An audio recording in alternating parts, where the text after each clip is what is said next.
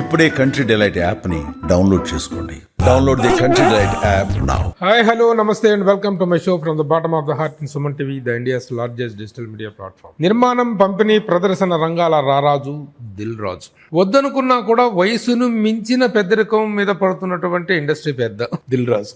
July 4th ఆయన latest film తమ్ముడు release కాబోతుంది. ఈ సందర్భంగా దొరికారు, అయితే దొరికేవాళ్ళు కాదు. దానికి ప్రమోషన్స్ లో భాగంగా దిల్ రాజు గారితో కాస్త టైం స్పెండ్ చేసే అవకాశం దొరికింది. వెల్కమ్ అండ్ నమస్తే సార్. నమస్తే అండి ప్రభుజీ. సరే, దిల్ రాజు గారు సబ్జెక్టుల మీద కానీ ఆయన ఎంచుకునే కంటెంట్ మీద ప్రతి ఒక్కరికి ఒక కాన్ఫిడెన్స్ అనేది ఉంటుంది. తమ్ముడు ఒక రిపీటెడ్ టైటిల్, మోస్ట్ పవర్ఫుల్ గా ఆడినటువంటి సినిమా, మోస్ట్ పవర్ఫుల్ స్టార్. ఆ టైటిల్ని ఇప్పుడు రిపీల్ చేయటం, ఈ పాయింట్ ఎలా ట్రిగ్గర్ అయ్యారు అంటే ఏం చెప్తారు? అంటే బేసిక్గా స్టోరీలో నుంచి వచ్చిన టైటిలే, అబౌట్ బ్రదర్ అండ్ సిస్టర్ మీద ఉండేది కాబట్టి తమ్ముడు అనే టైటిల్ దీనికి యాప్ట్ అని పెట్టడం జరిగింది. సో డైరెక్టర్ కథ చెప్పినప్పుడు టైటిల్ చెప్పాడు. అంటే తమ్ముడు అక్క కోసం స్టాండ్ అవటం అనేటువంటిది గతంలో చాలా సినిమాల్లో వస్తుంది. అక్క కోసం ప్రాణాలు ఇవ్వడానికైనా వెనుకాడని తమ్ముడు, తమ్ముడు కోసం ఎంత త్యాగానికైనా వెనుకాడిన అక్క. ఇది రొటీన్ కంటెంట్. ఈ దీంట్లో ఈ టైటిల్ని మళ్ళీ రిపీట్ చేయటం అనేది ఈ కంటెంట్లో కొత్తగా చెప్పదలుచుకుంది ఏంటి అంటే, అసలు cinema total is a new approach. Okay, మీరు ఊహించుకున్నట్టు కానీ ఇంకొక కానీ ఉండదు. సో టైటిల్ సినిమా ట్రైలర్ రాకంటే ముందు తమ్ముడిని అందరు అలాగే అనుకున్నారు. మళ్ళీ దిల్ రాజు దగ్గరికి వెళ్ళి ఏదో ఫ్యామిలీ స్టోర్ వస్తుందిరా అని. ఇది అసలు అది కాదు. సో ఈ రోజే సెన్సార్ అయింది. ఫస్ట్ టైం నేను ఏ సర్టిఫికేట్ తీసుకున్నాను ఈ సినిమాకి. సో అంటే మీకు ఎప్పుడు గతంలో ఏ రాలేదు. సో థియేటర్ దేనికి దేనికి ఇచ్చారండి? Action course point. సో ఒక ఎక్స్పీరియన్స్ ఫిలిం అని నేను చెప్తూ ఉన్నాను కదా. సో థియేటర్లో ఒక 1 డేలో జరిగే, ఒక నైట్లో జరిగే కథ ఇది. ఫారెస్ట్లో 80% ఉంటుంది. సో ఒక వైలెన్స్ ట్రీట్ ఉంటుంది. సో యాక్షన్ కానీ అది. సో దానికోసం ఏ సర్టిఫికేట్ అంటే కూడా ఓకే అని చెప్పేసి. అంటే సాధారణంగా మీరు పెద్ద స్టార్స్తో చేసిన సినిమాలు కాకుండా మామూలుగా నితిన్ ఈ రేంజ్ హీరోస్తో చేసేటప్పుడు ఎక్కువగా ఫ్యామిలీ డ్రామాస్కి వెళ్తారు. ఒక శతమానం భవతి కానీ ఇట్లాంటి సినిమాలు దానికి వెళ్తారు. నితిన్ లాంటి హీరోతో అంత యాక్షన్ ఓరియంటెడ్ ఫిల్మ్కి వెళ్ళటానికి సబ్జెక్ట్ యాప్నెస్ ఏంటి, ఆ ట్రిగ్గర్డ్ పాయింట్ ఏంటి? అంటే బేసిక్గా ఇప్పుడు కోవిడ్ వచ్చిన తర్వాత ఆడియన్ మైండ్ సెట్ చాలా మారిపోయింది. ఓకే. సో ప్రేక్షకుడు థియేటర్కి రావాలి అంటే సంక్రాంతికి వస్తున్నాం లాగా ఒక నాన్ స్టాప్ ఎంటర్టైన్మెంట్ అని ఇవ్వాలి, లేదు థియేటర్లో వాళ్ళని కూర్చోబెట్టి ఒక ఎక్స్పీరియన్స్ అని ఇవ్వాలి. సో వేణు ఈ కథ చెప్పినప్పుడు సరే ఈ సినిమాని నేను ఇలా చూస్తున్నాను, ఒక ఎక్స్పీరియన్స్ ఆడియన్స్కి ఇవ్వాలి. ఇప్పుడు వాళ్ళని థియేటర్ తీసుకొచ్చిన తర్వాత ఎగ్జాంపుల్ ఇప్పుడు రాజమౌళి గారు తీస్తారు, బాహుబలిలు కానీ, RRRలు కానీ, అలాగే ఒక KGFలు కానీ, అవన్నీ ఎక్స్పీరియన్స్ ఫిలిమ్స్. పుష్ప కానీ, ఒక కల్కి కానీ, పెద్ద స్టార్స్తో తీసే ఎక్స్పీరియన్స్ సినిమాలు అవి. సో ఈ సినిమా నేను ఇలా చూస్తున్నాను, ఎక్స్పీరియన్స్ కావాలి సార్ ఈ సినిమా కంటే గో హెడ్ అని చెప్పాను. ఎందుకంటే మా బ్యానర్లో కూడా ఇప్పటివరకు ఇలాంటి సినిమా రాలేదు. వై నాట్ 100% ఇవాళ ఆడియన్స్ దృష్టిలో పెట్టుకొని వాళ్ళని మన థియేటర్లో ఎంగేజ్ చేయాలి అంటే విల్ డూ ఇట్ అని చెప్పడము. ఇప్పుడు సినిమా చూసిన సెన్సార్ వాళ్ళు కూడా సినిమాకు అప్రిషియేట్ చేస్తూ సార్ ఇది ఒక్కటి మట్టుకు ఏ సర్టిఫికేట్ అన్నారు. లేదు UA కావాలంటే మీకు ఇన్ని కట్స్ ఉన్నాయి, 15 నిమిషాలు సినిమా తీయాలని. అస్సలు అక్కర్లేదు, ఏ సర్టిఫికేట్ ఇచ్చేయండి. ఎందుకంటే ఆడియన్స్ తో పాటు మేము కూడా మారాల్సిందే. ఆడియన్స్ కు ఆ ఎక్స్పీరియన్స్ ఇవ్వాలి. ఏ ఇచ్చింది వైలెన్స్ బ్యాక్ డ్రాప్ లోనే తప్ప, ఓన్లీ వైలెన్స్ బ్యాక్ డ్రాప్. ఏంటండి వైలెన్స్ కు బ్యాక్ డ్రాప్ ఏంటి? అంటే ఒక ఫారెస్ట్ లో ఇప్పుడు ట్రైబల్ స్టోరీ లాగా కనిపిస్తుందా? కాదు కదా, ట్రైబల్స్ అని కాదు. ఈ సినిమా ఏంటంటే ఇప్పుడు ఒక తమిళ్లో వచ్చిన ఖైదీ ఉంది, కార్తీది. ఒక ఎలా ఉంటుంది, ఒక జర్నీలో ఒక ఎక్స్పీరియన్స్. అలాగే ఒక విరూపాక్ష వచ్చింది, ఒక దగ్గర జరిగే ఒక ఎక్స్పీరియన్స్ తో కూడుకున్నది. వాళ్ళు అంటే సౌండ్, విజువల్స్, యాక్షన్ ఇవన్నీ కరెక్ట్ సెట్ అవ్వాలన్నట్టు. సో అలాంటి జోనర్, ఒక different genre, forest backdrop లో వచ్చే ఒక action oriented film. Thread is a అక్క తమ్ముడు. అంతే తప్ప ఇప్పుడు యాక్చువల్గా Dil Raju himself is a paying element. ఆయన సినిమా అంటేనే ఒక ఇది ఉంటుంది. నితిన్ కంటూ ఒక మార్కెట్ ఉంటుంది, నితిన్ కంటూ ఒక రేంజ్ ఉంటుంది. ఆ రేంజ్కి మీరు పెట్టిన ఖర్చుకి అంతగా ఇది లేదు అనేటువంటిది ఉంది కదా. ఇప్పుడున్న సినారియోలో సినిమా బాగుండాలి. ఫస్ట్ సినిమా బాగుండి జనాల్ని థియేటర్కి తీసుకురావాలి. తీసుకొచ్చినప్పుడు రెవెన్యూ అనేది ఈజీగా చేస్తుంది అనేది నమ్మకం. ఇప్పుడు ఈ సినిమాలు పైరసీలో చూద్దాంలే, ఫోన్లో చూద్దాం అంటే ఇవి ఎక్స్పీరియన్స్ ఇవ్వవు, అవి థియేటర్లోనే చూడాలి. సో ముందు మా టార్గెట్ ఈ సినిమాకి థియేటర్లో ఆడియన్ రావాలి. ఆడియన్ వచ్చి థియేటర్లో వాళ్ళ ఎక్స్పీరియన్స్ ఫీల్ అయినప్పుడు ఆటోమేటిక్ ఒక షో అయిపోగానే వావ్ అంటారు. సో వావ్ రియాక్షన్ కోసం వెయిటింగ్. పెద్ద స్టార్స్తో తీసినవి కాకుండా మీరు తీసిన మీడియోకర్ స్టార్స్తో తీసిన సినిమాల్లో పెద్ద బడ్జెట్ సినిమా అనుకోవచ్చు, పెద్ద సినిమా అంతే. చిన్న సినిమాల్లో పెద్ద సినిమా మీ వరకు. అవును. ఓకే. అంటే మీరు సాధారణంగా యాక్చువల్గా బడ్జెట్ కట్టలు దాటినా అద్దులు దాటినా సబ్జెక్ట్ విషయంలో కొంచెం ఏదైనా తేడా ఉన్నా మీరు యాక్సెప్ట్ చేయరు. You will be looking after everything కదా. ఆ పాయింట్ ఆఫ్ వ్యూలో what kind of satisfaction and confidence? బేసిక్గా ఈ సినిమా first Sriram Venu director, MCA and Vakeel Saab తర్వాత తీస్తున్న సినిమా. సార్ మనం కొంచెం చేంజ్లోకి వెళ్దాము, సో రెగ్యులర్లో నుంచి చేంజ్లోకి వెళ్ళి నేను ఇలా డిజైన్ చేసుకుంటున్నాను స్క్రిప్ట్ అండ్ సినిమా అన్నప్పుడు నేను గో హెడ్ ముందే చెప్పేశాను. సో ఆ రోజు మాకు non theatrical market is good. So theatrical market అప్పటికి నుంచే మెల్లిగా చేంజ్ అవుతూ వచ్చింది. బట్ మేము మొదలు పెట్టినప్పటికీ ఇప్పటికీ 2 మార్కెట్లు చేంజ్ అయినాయి. బట్ ఎప్పుడు దిల్ రాజుగా నాకు కాన్ఫిడెన్స్ ఏంటి, అరే రైట్ సినిమా తీసుకెళ్ళినప్పుడు డబ్బు వస్తుంది, సో దాని గురించి ఆలోచించొద్దు. ఇప్పుడు director career is important. Director కానీ హీరోకి కానీ వాళ్ళ కెరియర్, మాకు డబ్బు ఇంపార్టెంట్. సో అందుకే వాళ్ళిద్దరు ముందుకు వచ్చి సినిమా బడ్జెట్ అయిందన్నప్పుడు వేణు సార్ నేను డ్రా చేసింది ఎంత అవుతుందో తర్వాత రూపాయి తీసుకోనని సినిమా కోసమే స్పెండ్ చేద్దామని చేశాడు. అలాగే నితిన్ కూడా మీరు ఎంత పంపించాలనుకుంటున్నారో అంత పంపించండి, ఈ సినిమా విషయంలో నేను మీతో ఉన్నాను అని. సో అలా ఒక టీం అయ్యి వాళ్ళతో అయినంత వాళ్ళు చేయగలిగారు. ఇక మాతో అయినంత మేము చేసి థియేటర్లో ఎక్స్పీరియన్స్ ఇద్దామని ట్రై చేసాం. Okay. Anyhow you can share the happiness first, తర్వాత ప్రాఫిట్స్ అనేటువంటి అలాంటి ఒక హెల్దీ అట్మాస్ఫియర్లో సినిమాలు రావటం, వాళ్ళకై వాళ్ళు ఆఫర్ ఇవ్వటం అనేటువంటిది it is a very good sign. ఎందుకంటే ఇది పెరిగింది, మేము ఒక విజువల్ వండర్ ఇద్దాం అనుకున్న టైంలో అలాంటిది చేయటం. మళ్ళీ again you have brought back the most beautiful heroine Laya. అప్పట్లో అది లయకంటూ ఒక ప్రత్యేకమైనటువంటిది ఉంది. లయని గారిని తీసుకోవటం ఏంటి ఆ క్యారెక్టర్కి? సో వేణు ఈ కథ చెప్పినప్పుడు సిస్టర్స్ గురించి చాలామంది గురించి డిస్కషన్ వచ్చినప్పుడు సార్ లయ గారిని తీసుకొద్దాము అంటే, లయ గారు యూఎస్లో ఉంటారు కదా, ఆవిడ ఇప్పుడు వచ్చి ఎక్కడ చేస్తుంది అంటే, సార్ అప్రోచ్ అవుదామని అప్రోచ్ అయ్యాం. అప్రోచ్ అవుతే ఇక బ్యానర్ గురించి డైరెక్టర్ గురించి తెలిసి లయ గారు స్టోరీ వినడం, ఫోన్లోనే స్టోరీ విని చాలా ఇంట్రెస్ట్గా, ఎందుకంటే అక్క తమ్ముడు స్టోరీ కదా, so she is the backbone of the film. So she is ఇండైరెక్ట్గా టైటిల్ రోలర్. Accepted immediately. కథ లేదు సార్, నేను ఐ విల్ కమ్ బ్యాక్ ఈ సినిమాతో. చాలా ఆప్షన్స్ అనుకున్నారండి, 4-5 పేర్లు అనుకున్నారు. కానీ అక్కలాగా కాకుండా అమ్మలాగాను అవి చేస్తున్న వాళ్ళు ఉన్నారు. కానీ యంగ్గా ఉన్న వాళ్ళనే, అంటే మిడ్ ఏజ్లో ఉన్న వాళ్ళనే నితిన్కి సరిపోయే సిస్టర్ క్యారెక్టర్ లాగానే ఉండాలి కాబట్టి ఆ ఆప్షన్లోనే వచ్చాయి. బట్ ఇప్పటి వరకు స్క్రీన్కు గ్యాప్ వచ్చిన వాళ్ళు ఎవరంటే లయ గారు కనిపించారు. ఓకే.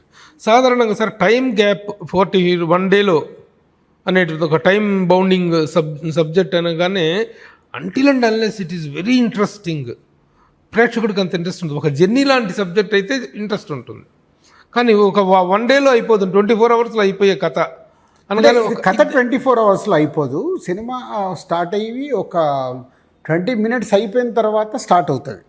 అక్కడి నుంచి క్లైమాక్స్ వరకు 1 డే. ఓకే. 20 మినిట్స్ తర్వాత బిగినింగ్ అంతా వేరేలా ఉంటుంది, బట్ అక్కడి నుంచి జరిగేదంతా డే అండ్ నైట్లో జరుగుతుంది. మీ హీరో కనిపిస్తలేదు ప్రమోషన్స్లో? ఎందుకు స్టార్ట్ చేశాడు ఇప్పుడే? నిన్న అంటే నేను ఆర్డర్ ఇచ్చాను, ఫస్ట్ నేను చేస్తాను, తర్వాత నితిన్ చేయాలి, తర్వాత వేణు చేయాలి. వేణు ఎందుకంటే పోస్ట్ ప్రొడక్షన్లో ఉన్నాడు, చెక్కుకుంటున్నాడు. సో సండేకి కంప్లీట్ చేసి మండే నుంచి వేణు స్టార్ట్ చేస్తాడు. ఇప్పుడు ఫస్ట్లో మీరు సబ్జెక్ట్ విన్నప్పటి కాన్ఫిడెన్స్కి ఇప్పుడు కాపీ చూసుకున్న తర్వాత సెన్సార్ కూడా అయిపోయిన తర్వాత వచ్చిన కాన్ఫిడెన్స్కి మధ్య ఎలాంటి డిఫరెన్స్ మీరు కనుక్కున్నారు?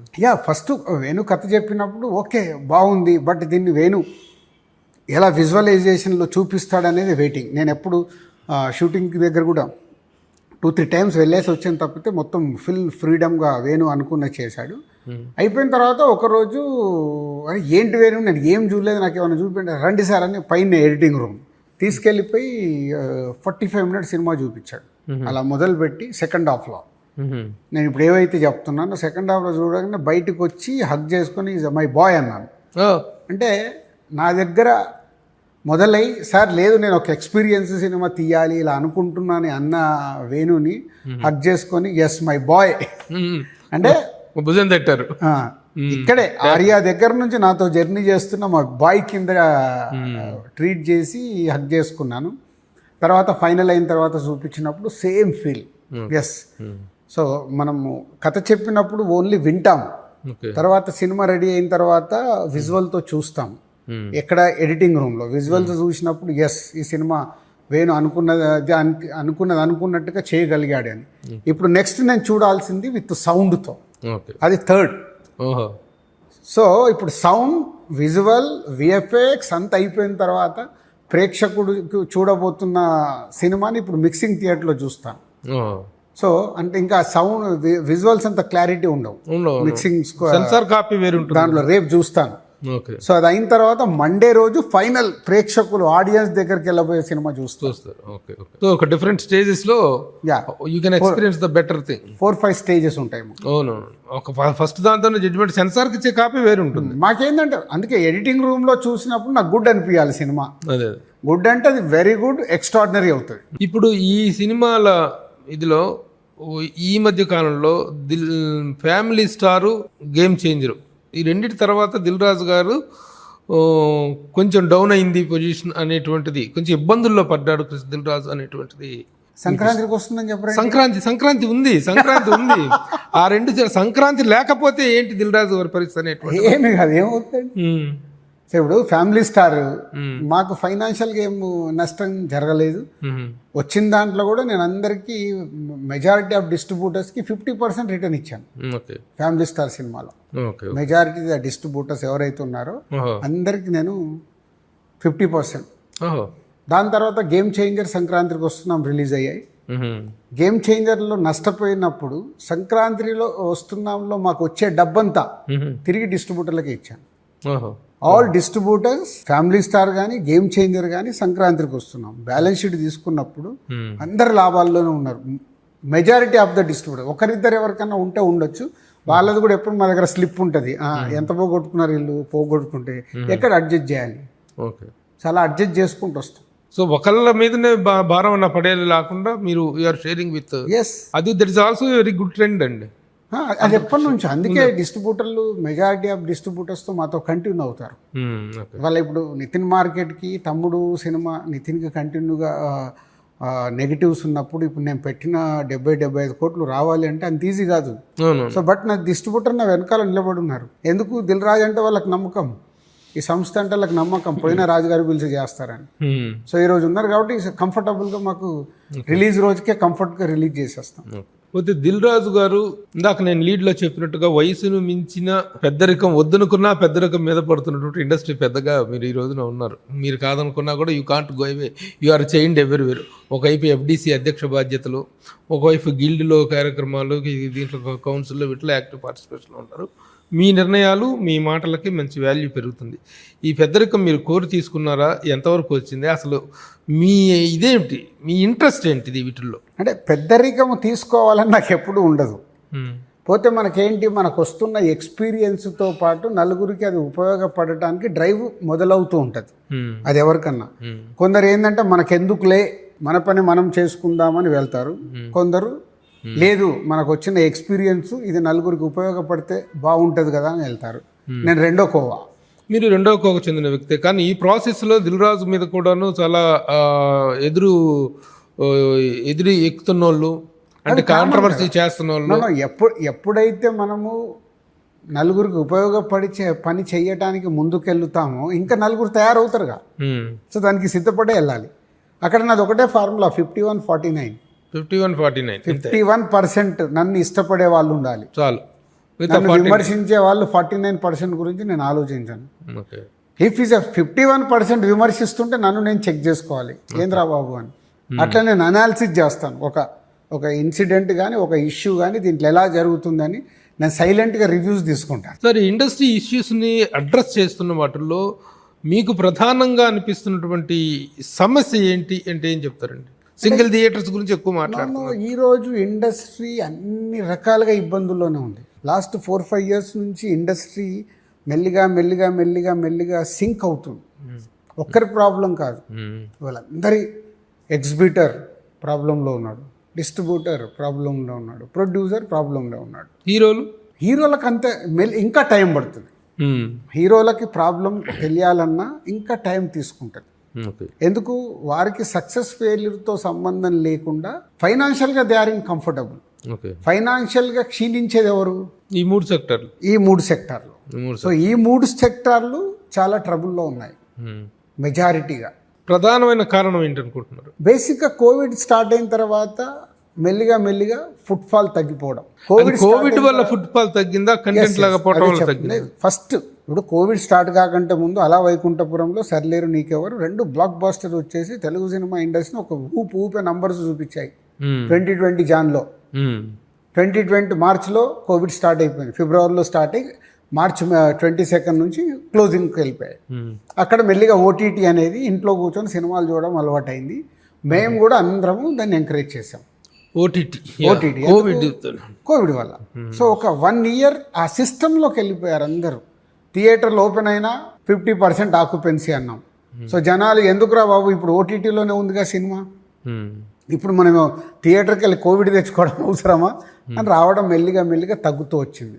దాంతోపాటుగా అడ్మిషన్ రేట్స్, దాంతోపాటుగా క్యాంటీన్లలో రేట్స్, దాంతోపాటుగా ప్రాపర్గా థియేటర్స్, అన్ని థియేటర్లు సరి అయిన అంబియన్స్ మెయింటెనెన్స్ లేక.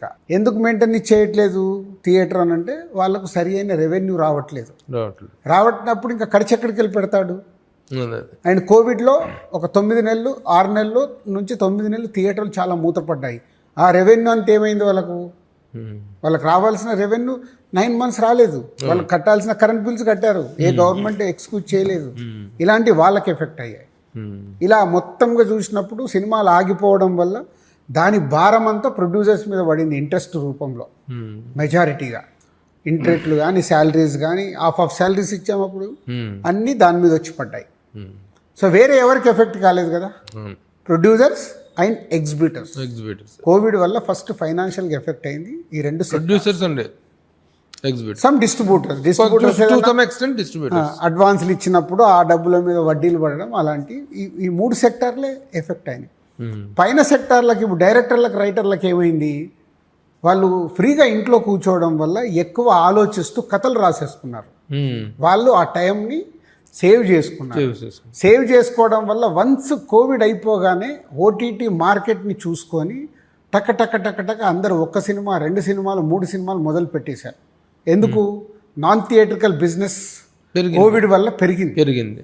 సో తగ్గింది. పెరిగి ఇక్కడ ఈ డైరెక్టర్లు రైటర్లు తయారు చేసిన కథలతో ప్రొడ్యూసర్లు కూడా ఏంది టక్ సినిమాలు, ఒక్కొక్క ప్రొడక్షన్ 5 సినిమాలు 6 సినిమాలు.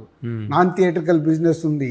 5 కోట్లు ఉన్న హీరో 10 కోట్లు, 10 కోట్లు ఉన్న హీరో 30 కోట్లు, 5 కోట్లు ఉన్న డైరెక్టర్ 10 కోట్లు. ఇట్లా అంటే నంబర్స్ మొత్తం చేంజ్ అవుతూ వచ్చి అప్పుడు బిజినెస్ కనిపించింది. No doubt. ఆ 1 ఇయర్ కోవిడ్ ఫస్ట్ వేవ్ అయిపోయిన తర్వాత సెకండ్ వేవ్ కూడా అయిపోయిన తర్వాత నంబర్స్ కనిపిస్తున్నాయి. కాబట్టి ప్రొడ్యూసర్ టక్ పెంచుకుంటూ వెళ్ళిపోయారు. ఆడియన్స్ ఏమో మెల్లిగా తగ్గుతూ వచ్చారు. కోవిడ్ వల్ల తగ్గుతూ వచ్చారు. వాళ్ళకి ఇక్కడ థియేటర్ దగ్గర రేట్ కావచ్చు, క్యాంటీన్లు కావచ్చు, ఇవన్నీ అంటే ఇటేమో ఇటు వెళ్ళింది, ఇటేమో ఇటు తగ్గిపోయింది. 2025లో చూసుకుంటే ఇంత గ్యాప్ ఉంది రోజు. ఇప్పుడు ఏమవుతుంది, నాన్ థియేట్రికల్ ప్రైజులు మెల్లిగా వాళ్ళకు తగ్గుతూ వచ్చేసాయి. కొనే వాళ్ళకు వాళ్ళు కూడా అమ్మ ఇది కరెక్ట్ కాదని తగ్గుతూ వాళ్ళు రిస్ట్రిక్ట్ చేశారు. ఇప్పుడు మాకు నెలకొక సినిమా కావాలి, మీరు ఎప్పుడు రిలీజ్ చేస్తున్నారు అగ్రిమెంట్లో పెట్టండి అంటే ఇప్పుడు రిలీజ్ కూడా మా చేతిలో లేకుండా అయిపోయింది. సో వాళ్ళు చెప్పిన మంత్లో వాళ్ళు మేము థియేటర్లో రిలీజ్ చేసిన తర్వాత 4 వారాలకు 5 వారాలకు వాళ్ళకి ఎప్పుడు వస్తుంది చూసుకొని ఆ డేట్ మేము ఫిక్స్ చేయాల్సి వస్తుంది. ఇది కూడా July 4th ఇది కూడా అలాగే ఫిక్స్ చేశారు అకార్డింగ్ టు నెట్ఫ్లిక్స్. ఇది ఎవరికి? నెట్ఫ్లిక్స్. ఫస్ట్ టైం నేను నెట్ఫ్లిక్స్కి ఇచ్చాను. బెస్ట్ ప్రైజ్ ఇచ్చారు సినిమాకి, కాబట్టి ఫస్ట్ టైం నేను నెట్ఫ్లిక్స్కి ఇవ్వాల్సి వచ్చింది. వాళ్ళ డిక్టేషన్స్ కంటెంట్ మీద కూడా ఉంటున్నాయా? కంటెంట్ మీద వాళ్ళకు అంటే వాళ్ళకి నచ్చితేనే కొనుక్కుంటారు. ప్రొడక్షన్ హౌస్ కానీ ఏ హీరో ఏ డైరెక్టర్ వాళ్ళకి నచ్చితే నెట్ఫ్లిక్స్ ఇస్ డామినేషన్. అమెజాన్ కొంచెం తగ్గించింది ఇప్పుడు, ఇంకా వేరే సెక్టార్స్లో లేదు. ఇప్పుడు సంక్రాంతికి వస్తున్నాం సినిమా, సంక్రాంతికి నేను రిలీజ్ చేయాలంటే జీ వాళ్ళకి నేను సినిమా చూపించాం మేము. అమ్మలేదనుకో రిలీజ్ అనేది నాకు బర్డన్. సో అమ్మాల్సిందే. రిలీజ్ డేట్ వేసేసాం సంక్రాంతికి, సో అమ్మాల్సిందే. దానివల్ల జీకి ఎక్స్ట్రాడినరీ అడ్వాంటేజ్ అయింది.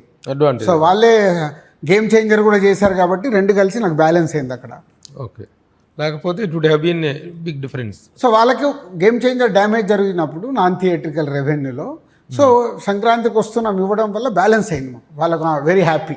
Okay okay. దిల్ రాజు సినిమాలు కూడా ఫెయిల్ అవుతాయా అనేటువంటి ఒక ఆశ్చర్యకరమైనటువంటిది ఉంటాయి. ఎందుకంటే ప్రతి విషయంలో కూడా ఒక కేర్ఫుల్గా ఎవ్రీ స్టెప్లో కూడా అలర్ట్గా ఉండేటువంటి వ్యక్తి అనేటువంటి కాన్ఫిడెన్స్.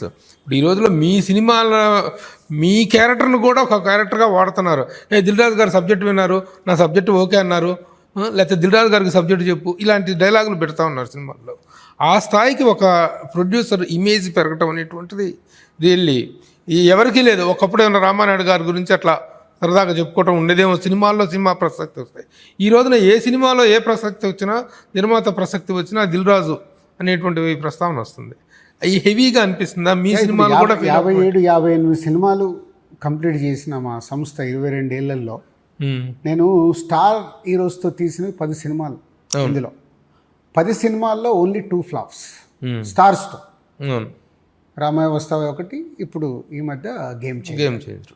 సో 8 సినిమాలు మావి సూపర్ హిట్ల స్టార్స్తో. అలాగే అవుట్ ఆఫ్ 57 ఫిలిమ్స్లో ఒక 12 to 15 ఫిలిమ్స్ ఫెయిల్యూర్స్, యావరేజ్ కానీ ఫెయిల్యూర్స్ కానీ. పర్సంటేజ్లో 70%లో ఉన్నాం. సక్సెస్ రేట్లో 70%లో ఉన్నాం. అది is a best success producer, best success percentage. 1 అది. 2 నో డౌట్ నన్ను నేను చెక్ చేసుకొని మళ్ళీ ఇప్పుడు ఎలా రెడీ అవ్వాలి, నేను కానీ మా సంస్థ కానీ మా టీం కానీ మా బ్రదర్ శిరీష్ కానీ హర్షిత్ అన్సిత అందరినీ కూర్చోబెట్టి మేము కూర్చొని డిస్కస్ చేస్తున్నది వేర్ వీఆర్ మిస్సింగ్. సో ఇవాళ ఉన్న ఆడియన్స్కి మనం ఎలాంటి సినిమాలు అందిస్తే మనం కంటిన్యూగా సక్సెస్లు ఇస్తాం. అంటే ఇక్కడ మనం దేవుళ్ళం కాదు, బట్ అట్లీస్ట్ ఆ తప్పులు కూడా జరగకుండా 5 సినిమాలు తీస్తే 4 హిట్లు కావాలి నాకు. నా ఫార్ములా ఎప్పుడే ఒక్కటేదో మిస్ఫైర్ అవుతే ఎందుకు మిస్ఫైర్ అయిందని ఆలోచించవచ్చు. కానీ 5 తీసి 3 ఫ్లాప్ అయితే మాకు సక్సెస్ లేనట్టే. ఇప్పుడు లాస్ట్ 5 ఇయర్స్గా చూస్తే మాది అదే.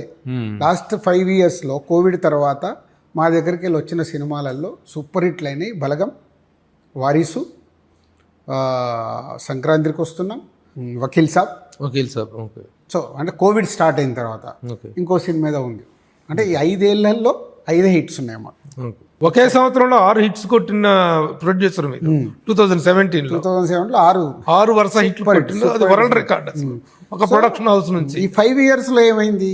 సో కోవిడ్ వచ్చిన తర్వాత ఇవన్నీ ఎక్కడ జరుగుతున్నాయని చెక్ చేసుకుంటున్నాం. సో అది బ్యాలెన్స్ అనేది కొంచెం తగ్గింది. అందుకే చిన్న పాజ్ పెట్టుకొని ఓకే దీంతో ఇప్పుడు తమ్ముడు కాకుండా ఇంకొక చిన్న సినిమా ఉంది, రెడీ అయిపోయింది. అది కూడా ఈ రిలీజ్ చేసేస్తే న్యూ బిగిన్స్.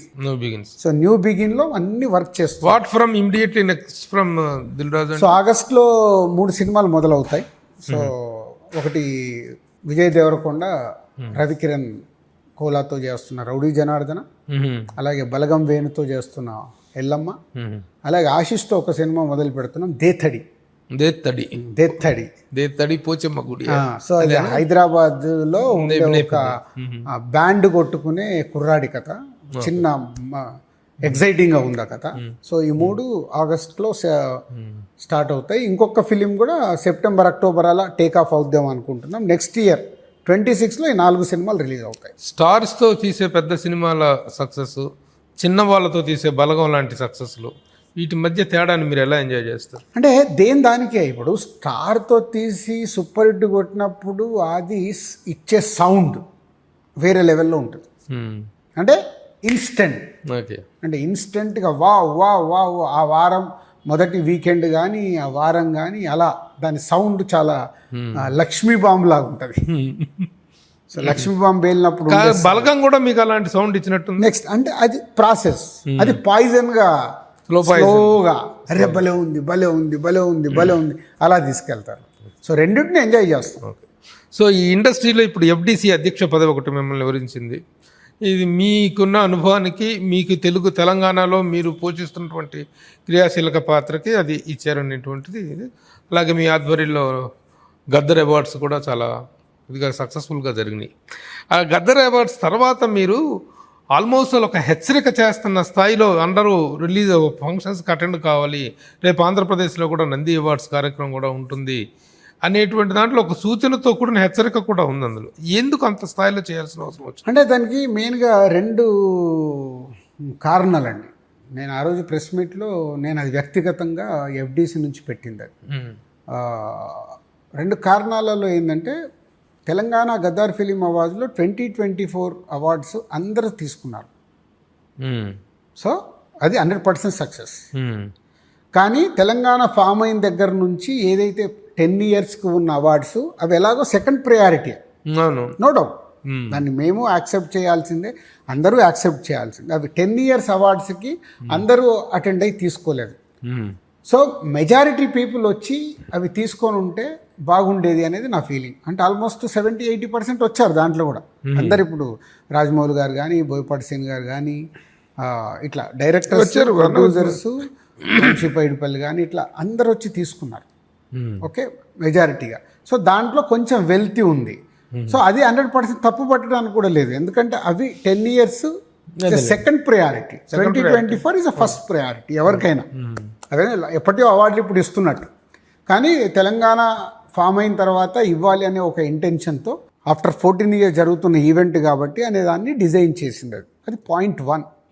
అది పెద్ద, it's not a controversial point.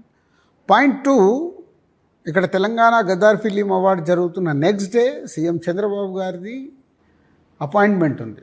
So దానికి 10 రోజుల ముందు ఒక ఇన్సిడెంట్లో డిప్యూటీ సీఎం గారు 1 ఇయర్ అయిపోయింది, ఇండస్ట్రీ నుంచి ఎవరు రాలేదు అనేది డిప్యూటీ సీఎం గారి కళ్యాణ్ గారి ఆఫీస్ నుంచి ఒక ప్రెస్ నోట్ వచ్చింది. సో ఇండస్ట్రీ అంతా కొంచెం అదేంటి నిజమే కదా అంటే మళ్ళీ టక్మని చంద్రబాబు గారిది ఆ రోజు ఇక్కడ Telangana Gaddar film awards next day ఇక్కడ సాటర్డే జరిగాయి, సండే రోజు వారిది 4 o'clock అపాయింట్మెంట్ మేము అందరం ఫిక్స్ అయ్యాం. మార్నింగ్ లేసే వరకు లేదు, కొందరు షూటింగ్లలో ఉండడం వల్ల వెళ్ళట్లేదు అని కొంచెం నాకు అరే ఇదేంటి, ఇది కరెక్ట్ కాదు కదా, మరి ఎలా చెప్పాలి, ఇది కరెక్ట్ కాదని ఎలా వ్యక్తపరచాలి, బట్ ఎవరో ఒకరు వ్యక్తపరచాలి కదా అనే ఈ 2 ఇన్సిడెంట్లలో మనకు షూటింగ్లు ఉంటే సీఎం గారిని 1 ఇయర్ అయింది కలవలేదు, అది అఫీషియల్గా మనకు డిప్యూటీ సీఎం మన ఇండస్ట్రీ స్టార్ హీరో దగ్గరికి వెళ్ళి వచ్చింది, అది మన రెస్పెక్ట్ కదా. ఆ ఒక్కరోజు మనం వెళ్ళాలనుకుంటే షూటింగ్ లాపుకొని వెళ్ళాలి కదా. బట్ ఇది నేను డైరెక్ట్ దీన్ని చెప్పలేను. సో రేపు ఫ్యూచర్లో గవర్నమెంట్స్ పిలుస్తారు, అవార్డ్స్ ఉంటాయి, రేపు అక్కడ అవార్డ్స్ ఉంటాయి. ఆ రోజు మనం షూటింగ్లన్నా ఆపుకొని ప్లాన్ చేసుకొని వెళ్ళాలి. ప్రభుత్వాలతో స్నేహభావం ఉండాలి. తెలంగాణలో ఇప్పుడు కేసీఆర్ గారు ఉన్నప్పుడు ఎప్పుడు ఫ్రెండ్లీగా, ఎప్పుడు వెళ్ళినా, ఎవరు పిలిచినా, ఎవరు పిలుద్దామని తీసుకెళ్ళినా ఎప్పుడు ఈజీగా జరిగిపోయాడు. అప్పుడు అక్కడి నుంచి చాలా హార్ష్గా ఉందనేది ఒక చర్చ, రకరకాలుగా వెళ్ళేది. వెళ్ళిన దాన్ని ఇప్పుడు ఆ ప్రభుత్వంలో ఈ ప్రభుత్వం వచ్చినప్పుడు అక్కడ డిప్యూటీ సీఎం గారు ఉండి ఇండస్ట్రీకి మీకు ఏం కావాలి అని టికెట్ రేట్ల విషయంలో కానీ ఇంకేదైనా చాలా 1 ఇయర్ అంతా చాలా హెల్తీగా జరుగుతుంది. సడన్గా షిఫ్ట్ అయింది. సడన్గా షిఫ్ట్ అయ్యి ఇంకో సైడ్ వెళ్తుంటే వాళ్ళు ఇన్వైట్ చేసినప్పుడు వెళ్ళాలి కదా, వెళ్ళకుండా ఉండడం కరెక్ట్ కాదు కదా. ఇది ఏదో రకం, ఇది చాలా షార్ట్ నోటీస్ కదా గవర్నమెంట్ ఇచ్చింది కూడా, ఏపీ గవర్నమెంట్ ఇచ్చింది కూడా. యువతలో వైపు గద్దర్ అవార్డ్స్ ఫంక్షన్ జరుగుతుంటే 4 days ముందు ప్రేయర్ నోటీస్ ఇచ్చారు. 4 రోజులు ఏమండి మీరు రేపే రండి అనగా 4 రోజుల ముందు. మరి అది పోస్ట్ పోన్ అయిన కారణం ఏంటి గట్టిగా? అదే నాన్ అవైలబిలిటీ ఆఫ్ స్టార్స్. అందరు అందుబాటులో లేరు అని. అందరూ అంటే ఎందరండి? ఎవరెవరిని నివేదిస్తారు మీరు? అసలు మామూలుగా ఇండస్ట్రీలో ఇలాంటి కార్యక్రమాలు జరిగితే పిలిచే ప్రయారిటీ ఏంటి? అసోసియేషన్స్ పరంగా పిలుస్తారా? తెలిసి ఫస్ట్ అసోసియేషన్స్కు చెప్తారు, ఛాంబర్కి, ఛాంబర్ ద్వారా చెప్తారు. లేదు ఇప్పుడు మినిస్టర్ గారు ఇండివిజువల్గా మా అందరికీ ఫోన్లు చేశారు, దుర్గేష్ గారు. సరే ఇట్లా సీఎం గారు టైం ఇచ్చారు, జస్ట్ ఈరోజు మీరు ఫ్రీ చేసుకొని 4 o'clock రావాల్సిందిగా కోరుతున్నాను. డైరెక్ట్ మినిస్టర్ గారు మాట్లాడారు అంటే ఎంత ఇంపార్టెన్స్ ఇవ్వాలి అనేదే నా క్వశ్చన్. ఆయన డైరెక్ట్గా పిలిచారు, బట్ ఇండస్ట్రీలో కూడా ఒక వ్యక్తి దానికి లీడ్ తీసుకోవాల్సిన అవసరం ఉంది కదా. ఆ లీడ్ ఎవరు తీసుకున్నారు? ఇప్పుడు అంటే చాలా మంది బాధపడుతున్నారు. ఇప్పుడు మినిస్టర్ గారు పిలిచారు, ఆ రోజున వెళ్దాం అనుకున్నారు, శనివారం రోజు నైట్ అంతా బయలుదేరి ఫంక్షన్ అవ్వగానే మరుసటి రోజు మార్నింగ్. కానీ చాలామంది మాకు పిలుపు రాలేదని. అంటే పిలుపు రాలేదంటే సార్ ఒకటి ఇప్పుడు మళ్ళీ అదే పిలుపు రాలేదు అనేది అది వేరే కాంటెంట్ అండి.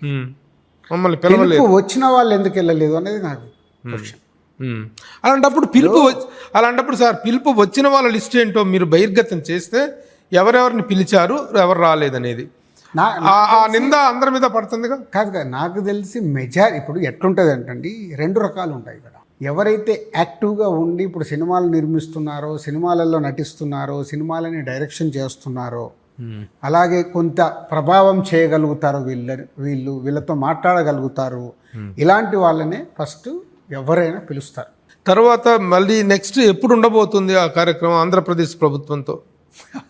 అది ప్రభుత్వం వైపు నుంచి రావాలా, మీరే ఇనిషియేటివ్ తీసుకుంటారు సీఎం గారు? డెఫినెట్గా ఛాంబర్ నుంచి తీసుకోవాలని అనుకున్నాము. ఎల్లుండి 29th రోజు ఛాంబర్లో మీటింగ్ ఉంది. ఆ మీటింగ్లో ఇప్పుడు పవన్ కళ్యాణ్ గారు ప్రతిదీ ఏదైనా ఛాంబర్ ద్వారా జరగాల్సిందే రిప్రజెంటేషన్స్ అనేటువంటిది ఒకటి పెట్టారు. అది మంచిది కూడాను. Through institute of the people leading. ఒకప్పుడు పెద్ద ఆయన దాసనారాయణ గారు ఉండగా అయితే ఆయన మాట్లాడితే ఎవరు కాదనే వాళ్ళు కాదు, అందరికి వెళ్ళి. కానీ ఈ రోజున ఆ పెద్దరికం అనేది లేని నేపథ్యంలో ఆ అసోసియేషన్స్ ద్వారా, ట్రేడ్ బాడీస్ ద్వారా వెళ్ళటం అనేటువంటిది పద్ధతిగా వచ్చింది. అది తాను చెప్పారు. దాన్ని ఎంతవరకు ఫాలో అవుతారు? అంటే ఇప్పుడు డెఫినెట్గా ఫిలిం ఇండస్ట్రీకి is a main body Telugu chamber of commerce, first body. తర్వాత ఇప్పుడు తెలంగాణ ఛాంబర్ ఆఫ్ కామర్స్, తర్వాత ఆంధ్రప్రదేశ్ ఇది కూడా ఏదో ఫామ్ చేస్తున్నారు. సో ఆ కామర్స్ ఇవే ఉంటాయి. ఏదైతే ఛాంబర్ ఉంటుందో అదే ఈజ్ ఎ ప్రయారిటీ. దాని ద్వారా జరిగితే బాగుంటుంది. కానీ కళ్యాణ్ గారు అడిగినట్టు ప్రతి ఒక్కటి ఛాంబర్ ద్వారా జరగాలంటే ఇస్ ఇంపాసిబుల్. ఎందుకు? ఇప్పుడు ఒక వ్యక్తి ఛాంబర్కి వెళ్ళాలి, ఛాంబర్ నుంచి మళ్ళీ అది గవర్నమెంట్కి వెళ్ళాలి. ఇక్కడ సినిమా ఇండస్ట్రీలో ఎలా ఉంటుందంటే, ఇది నా సమస్య, నా అవసరం కానీ నా సమస్య కానీ అన్నిటికీ ఛాంబరు సమస్యకు రియాక్ట్ అవుతుంది, అవసరానికి రియాక్ట్ అవ్వదు. ఇలా అవుతుంది, ఇంకా ఛాంబర్కి టైం సరిపోదు. అండ్ అవసరం ఉంది లేనిది. కానీ ఒకటేం జరుగుతుందంటే రాజు గారు, ప్రాతినిధ్య లోపం అనేటువంటిది జరుగుతుంది ప్రభుత్వానికి ఇండస్ట్రీకి మధ్య. అది రెండు ప్రభుత్వాలు అవ్వటం ఒకటి. ఒక కామన్ పాలసీని, చిత్ర పరిశ్రమ వరకు ఒక కామన్ పాలసీ కావాలి. ఎందుకంటే రాష్ట్రం ఈ మధ్య విడిపోయింది 10 సంవత్సరాల కింద. కానీ చిత్ర పరిశ్రమ అనేది మొదటి నుంచి నైజాము, ఆంధ్ర, సీడెడ్ అనేటువంటి దీనిగా విడిపోయింది. అలాగా. కానీ సినిమా ఇండస్ట్రీకి ఒక కామన్ ఎజెండా కావాలి రెండు ప్రభుత్వాల మధ్య. అలాంటిది లేకుండా తెలంగాణ ప్రభుత్వం, ఆంధ్రప్రదేశ్ ప్రభుత్వం అనేటువంటి డివిజను ఇండస్ట్రీకి హాని చేస్తుంది అనేటువంటిది ఒక అభిప్రాయం. మీరేమంటారు? అంటే ఇప్పుడు ఇక్కడ రెండు ప్రభుత్వాలు ఉన్నప్పుడు తెలుగు చలనచిత్ర పరిశ్రమకి రెండు కళ్ళే అవి జాగ్రత్తగా బ్యాలెన్స్ చేసుకుంటూ వెళ్ళాల్సిందే. ఎందుకు? అందుకే ఇప్పుడు నేను మీకు ఇక్కడ చెప్పింది Telugu film chamber of commerce. అది తెలుగు సినిమాకు సంబంధించి ఉన్న మెయిన్ బాడీ. ఆ బాడీలో ఉండే ఏదైతే ఈసీ మెంబర్స్ ఉంటారో, ప్రెసిడెంట్, సెక్రటరీ అందరు ఎవరైతే ఉంటారో ఎప్పుడు యాక్టివ్గా ఉండే వాళ్ళు ఉండాలి. అదే పెద్ద సమస్య. సార్ నాకు ఒక డౌట్, చాలా అమాయకంగా అడుగుతున్నాను. మీరు అమాయకం ఏం కాదు, మీరు చాలా ముదురు, మీకు ఇంత ఎక్స్పీరియన్స్ ఉంది నాకు తెలుసుగా. 200 సినిమాలు దాదాపు రిలీజ్ అవుతున్నాయి. 200 సినిమాల్లో ఈ రన్నింగ్ ప్రొడ్యూసర్స్, ఈ గిల్డ్ ప్రొడ్యూసర్స్ అనే వాళ్ళు చేసేటువంటి సినిమాలు ఒక 25 ఉంటాయి హైయెస్ట్గా.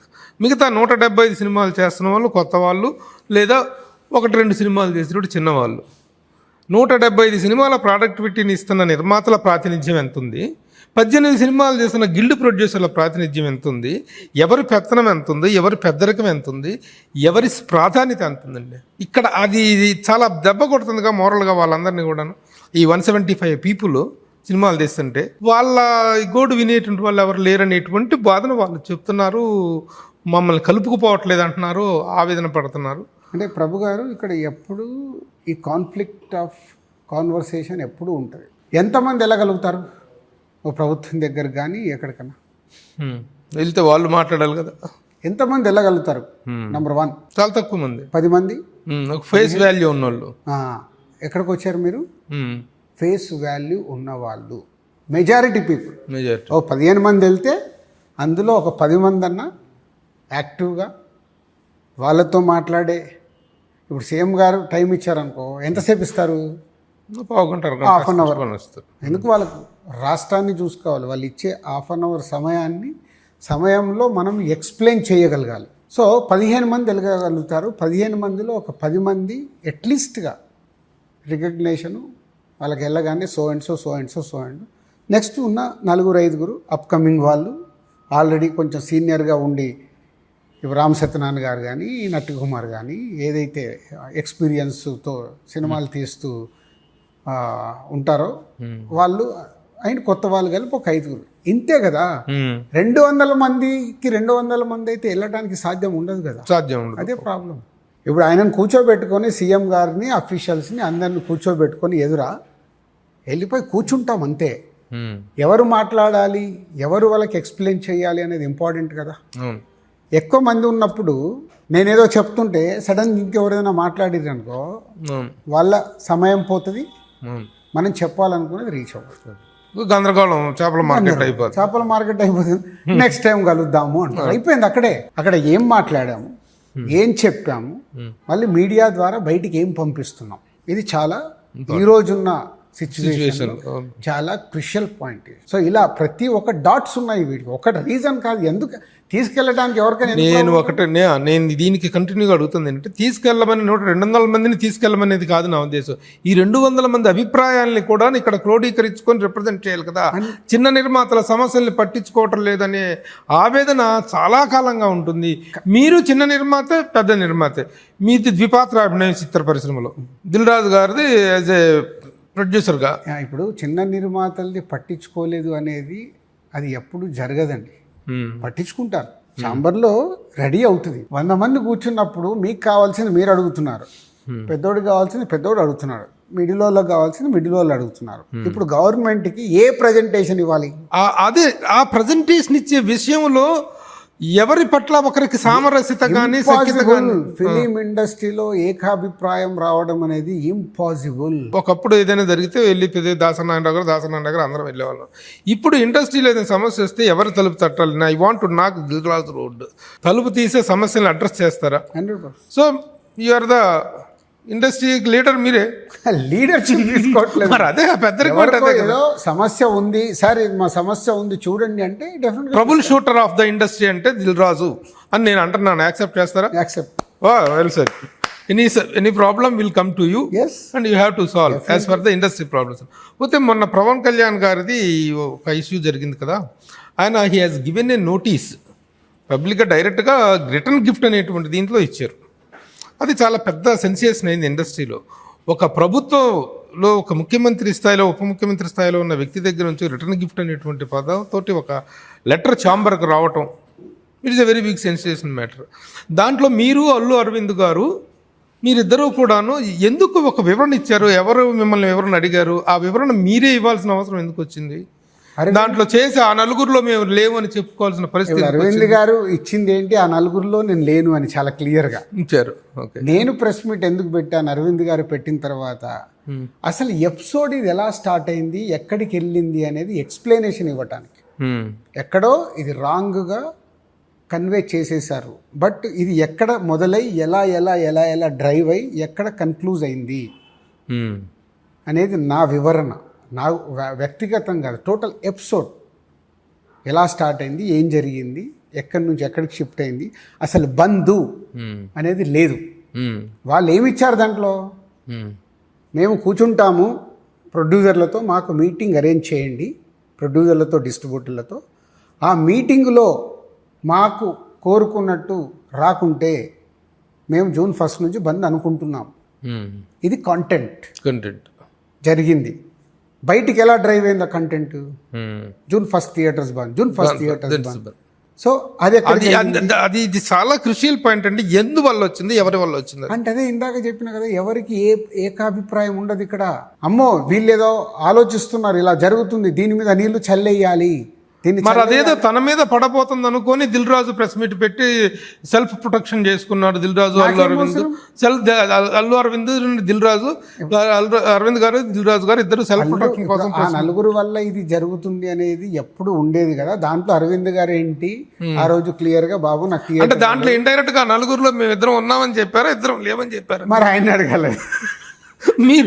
మీరు చెప్పడం ఆ నలుగురు అనే టాపిక్ ఎప్పుడు వచ్చినా ఆ నలుగురు ఒకప్పుడు ఎవరు? దిల్ రాజు, అల్లు అరవింద్, ఏషియన్ సునీల్ గారు అండ్ సురేష్ బాబు గారు. ఒకప్పుడు ఇప్పుడు అరవింద్ గారు ఏమన్నారు? ఇక నేను లేని ఇప్పుడు నలుగురు కాదయ్యా 10 మంది ఉన్నారన్న కదా. అందులో నేను లేను, ఎందుకంటే నాకు థియేటర్లు ఎన్నే ఉన్నాయి. సో ఇప్పుడు ఇక్కడ థియేటర్ల సమస్య వచ్చింది కాబట్టి ఆయన క్లారిటీ ఇచ్చుకున్నాడు. నేను థియేటర్ల దాని గురించి కదా, నాకు ఎన్ని ఉన్నాయి థియేటర్లు ఎప్పుడు నేను చెప్తూ ఉంటా, మళ్ళీ మళ్ళీ అది చెప్పాల్సి నాకు ఇక్కడ కానీ అక్కడ కానీ ఎన్ని థియేటర్లు ఉన్నాయి, ఎన్ని ఉన్నాయి, ఇది పక్కన పెడితే అసలు సమస్య ఎక్కడ మొదలై ఎలా ఎలా ఎలా ఎలా డ్రైవ్ అవుతుంది, ఇది కరెక్ట్గా వెళ్ళట్లేదు అనే దాని క్లారిఫికేషన్ మీరు ఇచ్చారు. అనే క్లారిఫికేషన్ 45 నిమిషాలు నాది. అవును. నేను పాయింట్ టు పాయింట్ ఎలా ఏంటి అని. దాని తర్వాత కూడా జరిగిన పరిణామాలు తెలుసు. మళ్ళీ దాన్ని కూడా నన్ను ఏదో కౌంటర్ అడిగారు. నేను కౌంటర్లు ఇవ్వటానికి కాదమ్మా, క్లారిటీస్ ఇవ్వడానికి. ఏది ఏమైనా ఆ రోజున పవన్ కళ్యాణ్ గారి దగ్గర నుంచి వచ్చిన లెటర్ కానీ ఆయన కోపం కానీ అది ధర్మాగ్రహం అనుకున్నారా, లేకపోతే ఆయన తొందరపడి ఆవేశంగా ఇచ్చారనుకున్నారా? మీ అభిప్రాయం ఏంటి? ఆయన ఆవేశపట్టడంలో లేకపోతే అలా రియాక్ట్ అవటంలో న్యాయం ఉందని మీరు అనిపించారు? కళ్యాణ్ గారు అంతకుముందు ప్రభుత్వం ఉన్నప్పుడు కళ్యాణ్ గారి సినిమాలకు ఏమేం జరిగింది, అందులో నా వకీల్ సాబు కూడా ఏం జరిగింది అనేది అది జగమెరిగిన సత్యం. అది కళ్యాణ్ గారికి తెలుసు, నాకు తెలుసు. ఎఫెక్ట్ అయింది నేను ఆయన్ని ఆ రోజు ఆ సినిమాకి. దాంతోపాటు కోవిడ్ వచ్చేసింది, మాకు జరగాల్సినవన్నీ జరిగిపోయిన తర్వాత భీమ్లా నాయక్ టైంలో కానీ కళ్యాణ్ గారు జరిగింది. కళ్యాణ్ గారు వన్స్ గవర్నమెంట్ ఫామ్ అయిన తర్వాత ఇండస్ట్రీ సైడ్ స్టాండ్ తీసుకొని మీకు ఏమేమి కావాలి, టికెట్ రేట్లైనా అదైనా ఇదైనా ఇలా చేసుకోండి అనే ఒక రూట్ మ్యాప్ ఇచ్చారు. ఇండస్ట్రీకి ఇంకా మాకు సమస్యలు లేవు అని అందరూ ఒక కంఫర్ట్గా ఫీల్ అయ్యేలాగా డిప్యూటీ సీఎం పవన్ కళ్యాణ్ గారు అందరి ఇండస్ట్రీకి ఇచ్చేశారు. అది సో హ్యాపీ. సడన్గా ఈ ఇన్సిడెంట్ రావడం వల్ల అక్కడ దాని మీదకి హరిహర వీరమల్లు కళ్యాణ్ గారి సినిమా June 12 రిలీజ్ అనౌన్స్ అయింది. ఓ థియేటర్లు బంద్ అంటున్నారు, ఇలా వెనకాల ఏదో జరిగింది, కళ్యాణ్ గారి సినిమా రాబోతుంది కాబట్టి ఇది ఆపటానికి ఇదంతా ఒక స్కెచ్ జరుగుతుంది అనేది ఎవరైతే కమ్యూనికేట్ చేశారో, నీళ్లు చల్లాలన్నానే ఇప్పుడు ఇక్కడ జరిగిన ఆ థియేటర్ వాళ్ళు అడిగిన దానికి నీళ్లు చల్లాలి, ఆద్యం పోసారు, నీళ్లు చల్లాలి అనుకున్నారు వాళ్ళు అనుకుంది పాపము. అమ్మ దీన్ని కళ్యాణ్ గారి సినిమా పెట్టేసి నీళ్లు చల్లేస్తే చల్లారిపోతుందిరా అనుకున్నారు. కాదు, వాళ్ళు తప్పుగా వాళ్ళు అనుకున్న దానికి వాళ్ళకు కమ్యూనికేట్ చేసిన దానికి టోటల్ అది అవే వెళ్ళి. వాళ్ళు ఎవరండి? ఎవరో ఉంటారు ఇండస్ట్రీలో, ఎవరు వాళ్ళు, పేరు నాకు తెలియదు. సో వాళ్ళు ఏం చేశారు, అలా వెళ్ళడం వల్ల అరే కళ్యాణ్ గారి సినిమా ఆపుతున్నారు అంటే నేను ఇమ్మీడియట్ చెప్పిన, కళ్యాణ్ గారి సినిమా ఎవడాపే దమ్ముందండి. ఒకటి, రెండు, థియేటర్ వాళ్ళు అసలు బంద్ అంటే ఏం అడిగారు వాళ్ళు, డిస్ట్రిబ్యూటర్లతో ప్రొడ్యూసర్లతో మీటింగ్ పెట్టండి అయ్యా, మా సమస్య కాదు అన్నప్పుడు మేము June 1 నుంచి ఇలా అనుకుంటున్నాము. ఫస్ట్ అక్కడ కూర్చోగానే సాల్వ్ అయిపోతుంది ఇండస్ట్రీలో. ఓకే, ఇండస్ట్రీలో ఎంత పెద్ద సమస్య అయినా ఒక మీటింగ్లోనే సాల్వ్ అయిపోతుంది. అందరూ ఒక దానికి వస్తారు, ఆర్ టైం పెట్టుకుంటారు కూర్చొని. ఓకే మీరు అనుకుంటున్నారు కదా, మాకు ఒక 3 నెలలు టైం ఇవ్వండి, ఈ 3 నెలల్లో మేము సొల్యూషన్కి వస్తాం. అది ప్రాసెస్. సో ప్రాసెస్ కోసం మీటింగ్ జరుగుతాయి, కానీ దాన్ని అలా డ్రైవ్ చేసుకుంటూ తీసుకెళ్ళిపోయి చేశారు. కళ్యాణ్ గారు ఇండస్ట్రీకి ఎప్పుడు మంచి చేయాలనుకుంటారు కానీ ఇండస్ట్రీకి చెడు చేయాలని ఎందుకు అనుకుంటారు? Is born for industry. ఇండస్ట్రీలో ఒక ఇంతింత వటుడింత ఇలాగా ఒక స్టార్. మీరు ఈ గొడవ కలిసిన తర్వాత రామారావు గారి తర్వాత అంత ఇమేజ్తో ఒక పొలిటికల్లో ఒక వేవ్ క్రియేట్ చేశాడు. అవుట్ ఆఫ్ 21కి 21. అది ఆయన స్టామినా. ఇది జరిగిన తర్వాత మీరు కలిసారు ఆయన్ని? ఇంకా వీలు అవ్వలేదు, కలుస్తారు. టర్మ్స్ ఎలా ఉన్నాయి? మాకేముంటాయండి టర్మ్స్, అక్కడ ఉన్న ప్రాబ్లం నాకు అర్థం కాదు. అందరు ఏదో భూతద్దంలో పెట్టుకొని చూస్తారు, ఉన్న సమస్య ఏంటి, అక్కడ సమస్య లేదు కదా. రేపటి ఉన్న ప్రభుత్వం ఆంధ్రప్రదేశ్ ప్రభుత్వం కూడా ఒక పాలసీని అవాయిడ్ చేస్తుంది, అవార్డ్స్ చేస్తుంది. అందులో వాటిల్లో మీ పార్టిసిపేషన్ ఎలా ఉంటుంది? డెఫినెట్గా ఉంటుందండి. ఇప్పుడు కళ్యాణ్ గారు ఆ రోజు గేమ్ చేంజర్ ఈవెంట్లో అన్నారు, తెలంగాణ FDC చైర్మన్ గారు దిల్ రాజు గారు, మీరు తెలంగాణ కాదు ఆంధ్రలో కూడా ఉన్న టాలెంట్ని మీరు గుర్తించాలి, మీరు ఇలా చెయ్యాలి అని. నేను 2 డేస్లో దిల్ రాజు డ్రీమ్స్ అని ఒక వెబ్సైట్ లాంచ్ చేస్తున్నాను. ఫిలిం ఇండస్ట్రీకి రావాలనుకునే యంగ్ వాళ్ళందరి కోసం. సో అది తెలంగాణ ఆంధ్ర అని కాదు, ప్రపంచవ్యాప్తంగా ఎక్కడ ఉన్నా దానికి సినిమా ఇండస్ట్రీకి రావాలనుకునే వాళ్ళు ఆ వెబ్సైట్కి కనెక్ట్ అవ్వచ్చు. కనెక్ట్ అవుతే కొత్త టాలెంట్ని పరిచయం చేయాలనే నా ఆతృత. వాళ్ళకు ఒక ప్లాట్ఫామ్ క్రియేట్ చేయాలి. నాకున్న ఒక 25 years ఎక్స్పీరియన్స్ వాళ్ళకి ఇవ్వాలి అనే దాని మీద ప్రాపర్గా టీముని రెడీ చేసి చేస్తున్నాం. సో అగైన్ ఇక్కడికి వస్తే ఐఎమ్ సినిమా పర్సన్. తెలంగాణ ప్రభుత్వం నాకు ఇచ్చిన బాధ్యతని నిర్వర్తిస్తూ నేను సినిమా కోసం పనిచేస్తాను. ఇంకా చాలా చాలా విషయాలు మీతో మాట్లాడాలంటే చాలా ఉన్నాయి ఇండస్ట్రీకి సంబంధించినవి. సరే, I will take some other opportunity. కానీ ఈ ఇంటర్వ్యూలో నేను సాధించింది ఏమిటంటే, ఇండస్ట్రీలో ఎవరికి ఏ సమస్య వచ్చినా నా తలుపు తట్టచ్చు అనేటువంటిది, ఐఎమ్ ద లీడర్ అనేటువంటి మాట మీ దగ్గర నుంచి నేను సాధించగలిగాను. ఎప్పుడు వింటారు. Very good. This is very very good. ఎందుకంటే ఈ రోజున ఇండస్ట్రీలో సమస్యలతో పాటు ప్రాతినిధ్య లోపం అనేటువంటిది కూడా చాలా ఎక్కువగా కనిపిస్తుందండి. సమస్యలను అడ్రస్ చేయడానికి కావాల్సినంత అవగాహన ఇండస్ట్రీలో ఉన్న వాళ్ళు చాలామంది దగ్గర లేదు. ఒకవేళ ఉన్నా స్టేచర్ లేదు. అవగాహన ఉన్న వాళ్ళకి స్టేచర్ లేదు, స్టేచర్ ఉన్న వాళ్ళకి అవగాహన లేదు. ఆ లేమితో బాధపడుతుంది. ఆ రెండూ ఉన్న మీరు లీడ్ తీసుకుంటే బాగుంటుంది అనేటువంటిది అభిప్రాయం. అలా బెస్ట్. July 4th రిలీజ్ కాబోతున్న మీ తమ్ముడు ఆ తమ్ముడు అంత హిట్ కావాలని కోరుకుంటూ all the best. Thank you. Suman టీవీలో మీ పర్సనల్ అండ్ బిజినెస్ ప్రమోషన్స్ కోసం కింది నెంబర్కి కాంటాక్ట్ చేయండి.